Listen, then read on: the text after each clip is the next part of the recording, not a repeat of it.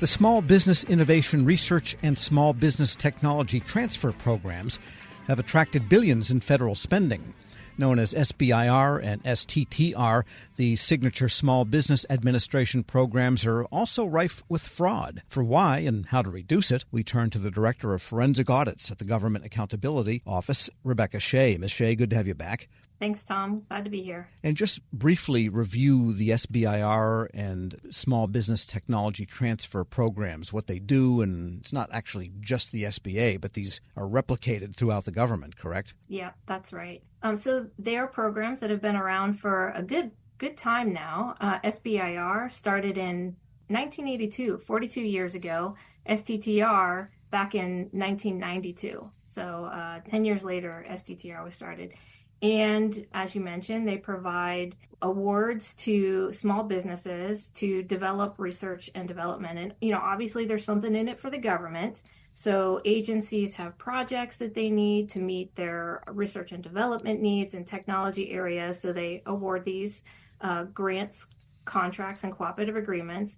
But it also benefits the public in two key ways. They support innovation in the U.S., which is always a good thing, for the U.S. to stay on the leading edge of research and development. And they also support small business development, which is critical to the U.S. economy. So it's like kind of a win-win program. And like maybe two quick examples of how this might work. So DoD, Department of Defense, and Health and Human Services, HHS, they say, hey, look, we need some ways to quickly identify airborne microbes or aerosolized threats in public places. And so they put out a request for ideas and projects in this area. Completely in a different area, Department of Transportation. They're looking for a bridge inspection technology that can scan traffic while it's still passing, so you don't have to stop the flow. And for those of us in the DMV, the DC, Maryland, Virginia area, we really appreciate that. If you're metroing or commuting, you don't have to wait and pause at the bridges, and also your metros are safe. And just going back to how they're administered. So yes, SBA is the entity, the Small Business Administration. They oversee the program, but there are 11 participating agencies that administer the awards and provide them. And they do that in the form of, as I mentioned, grants, contracts, and cooperative agreements. All right. So GAO looked at more than 10,000 awards over a period of 5 years, and you found, close to 1,000 of those had risk indicators that maybe they shouldn't get a grant or a cooperative agreement or a contract. Tell us more. Yep. So the data analysis was one of the four key things that we did to look at fraud, waste, and abuse risks in this program.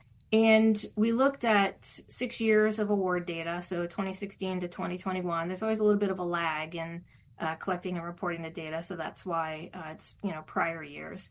And we looked at compliance risks, 5 compliance risks. These are things that are required by the program, and so they should be met. And we found flags that suggest that maybe they aren't. And then a host of other risk indicators, not necessarily compliance, but things that the agencies should be aware of, and maybe because of the flag want to take a closer look. So on the compliance side, for example, we looked at business size. It's a small business program, so the businesses should not have more than, on average, 500 employees. And we found some evidence of cases where it looked like the businesses that were receiving these awards were larger than 500 employees. And there were awards associated with those totaling about $445 million. Other areas include PI employment. So we want to make sure that the principal investigator on these awards is working full time on them. We want them dedicated to the project and making sure we're getting value for the government for the project. And we found, looking at wage data, a good number of PIs that had multiple wages for different organizations, different entities in the time period. We also looked at foreign ownership. It's a U.S. business R&D project. They should be U.S. businesses. We looked at equivalent work. We don't want the federal government, paying money for the same work across different agencies. And then we also looked at facility address. The address should be a legitimate address. It should be fit for purpose and in the U.S. And we found risks in all of those areas, among some others. Yeah, so lots of factors that add up to real money, I guess, that went out the door. We're speaking with Rebecca Shea. She's Director of Forensic Audits at the Government Accountability Office. And just a detailed question, did you find any cases of where a given entity was getting multiple awards or agreements or contracts from different agencies for the same work, where they were trying to play the street, you might say? We did, in fact. And that's actually one thing that I want to highlight about these awards, because, there are 11 participating agencies and entities can receive awards from multiple agencies. And so the risk does not just exist within a single agency. It can exist across agencies. And that's the case with the duplicative awards. We found about $445 million worth of awards associated with potentially duplicative work that was being funded across 10 different agencies. Yeah, so again, real money. Well, to get around this, then, is this an SBA problem? Is it the agencies that administer it problem, or both? Who did your recommendations go to? Yeah, it's both. It's everyone's problem, right? To manage fraud, waste, and abuse. So, SBA, they do a number of things to help agencies manage the fraud risks. And we made our recommendations to align with some of those existing processes that they already had in place. For example, they issue this policy directive with 10 minimum standards for agencies to do certain things to manage fraud, waste, and abuse risks, like conduct training. So we found that 2 agencies were not conducting the required training for applicants and awardees. So we made recommendations to them to do that training. But then also SBA, they conduct these monthly program manager meetings to talk about fraud risks and other issues, successful control strategies. They list fraud cases on their website as a deterrent, but also to help agencies identify these risks. And there were certain things that we recommended that they could do to enhance some of their efforts in that area. For example, we looked at 37 different fraud schemes and found that some of the schemes we identified, SBA had not identified and listed on their website. So we recommended that they look at some different sources and do a better job of identifying and posting those fraud cases, because that helps serve the deterrent effect. We recommended that they provide guidance on conducting fraud risk assessments to the agencies to support fraud risk management.